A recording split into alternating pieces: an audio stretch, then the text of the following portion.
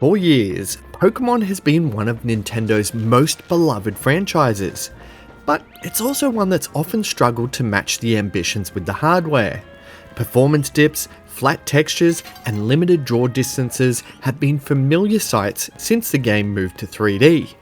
But with the Switch 2 now in hand, it feels like we finally might see the world of Pokémon as it was meant to be. One of our viewers, Pierce, reached out to me to see if we could highlight the differences between the Switch 1 and 2 version of Pokémon Legends ZA, so thanks for that suggestion, mate. Pokémon ZA does indeed arrive at a fascinating point in the series, and it launches across both the original Switch and the Switch 2, which makes it the perfect opportunity to see how the game scales between generations. So in this video, we're going to take a closer look at the visual and performance differences between the versions to see just how far things have come, and ask the question, what's it like seeing Pokemon finally take advantage of the new hardware?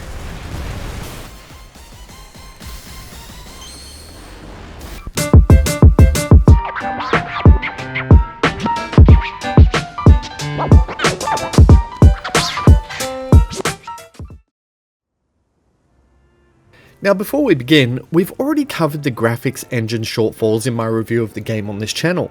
On the Switch 2, as you know, the main limitation comes from the flat textures on buildings, which makes the city feel a bit sterile. Now we don't really need to revisit a lot of those complaints here, instead I'm just going to focus on how the games run side by side. In this footage, the first thing that really stands out is the smoothness of the pop-in. On the Switch 2, NPCs and scenery gradually fade into view at a distance, and on the Switch 1, they simply pop into view. This difference is visible across Pokemon, people, and trees. The density of characters and models remains the same, so Switch 1 players aren't really missing out on a number of people or Pokemon in the world, and lighting and shadows also look very similar between the two systems. The second main difference is going to be the texture quality. Now on the Switch 1, as you can see here, the surface like stones and tiles on the ground show significantly more pixelation, and on the Switch 2, they're noticeably sharper. The flat building textures look slightly better on the Switch 2, but they do remain one of the weaker points of the game's visuals as mentioned. It should also be noted that the character models and effects hold up well on the Switch 1. Game Freak have clearly made an effort to keep the main assets as close to possible between versions. The main difference here really is the character animations with distant NPCs, which do appear slightly janky on the Switch 1 until you get up close, but it is also visible on the Switch 2. In battle, there is a leap in quality with the blur effect when Mega Beedrill powers up, but outside of that, combat animations and effects seem to stay pretty close between versions. When it comes to performance though, the difference between the two systems is night and day. On Switch 1, Pokémon Legends ZA is locked to 30 frames per second and manages to stick close to that target. Thankfully, it avoids the stuttering issues that affected previous entries like Scarlet and Violet. There are some minor frame pacing hiccups, but during my test time with the Switch 1 version, it stayed consistently around 30 FPS.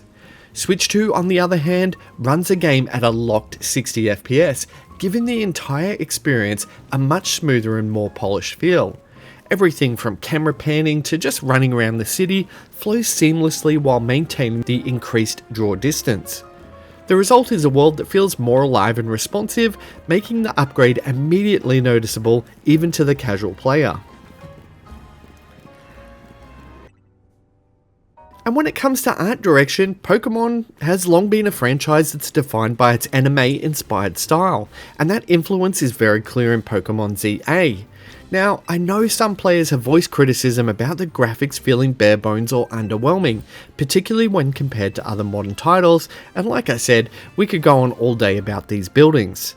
Even so, I feel that there's a sense that the style is moving in the right direction. While outside environments in ZA feel pretty bland, the character models are strong and the interiors look great, and the Pokemon designs still manage to remain faithful to the ones that many of us have grown up with.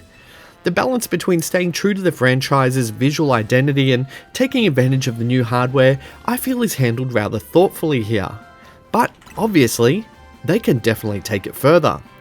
As I noted in my review, the Switch 2 version felt compromised so the game could also run on the Switch 1, and I think in order to avoid the disaster of Scarlet and Violet's performance at launch, Game Freak played it a little bit too safe here.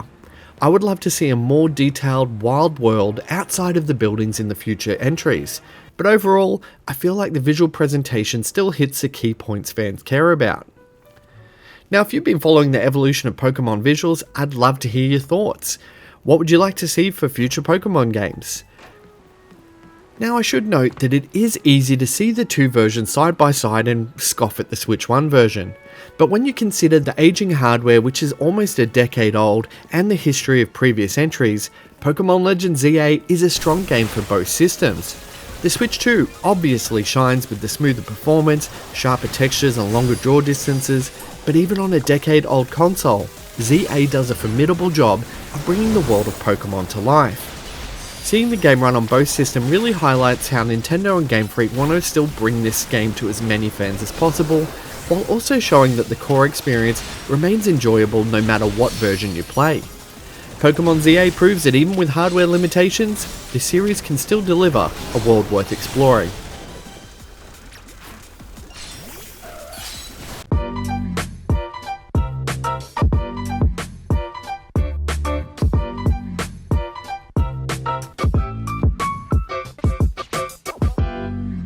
Thanks so much for watching my video.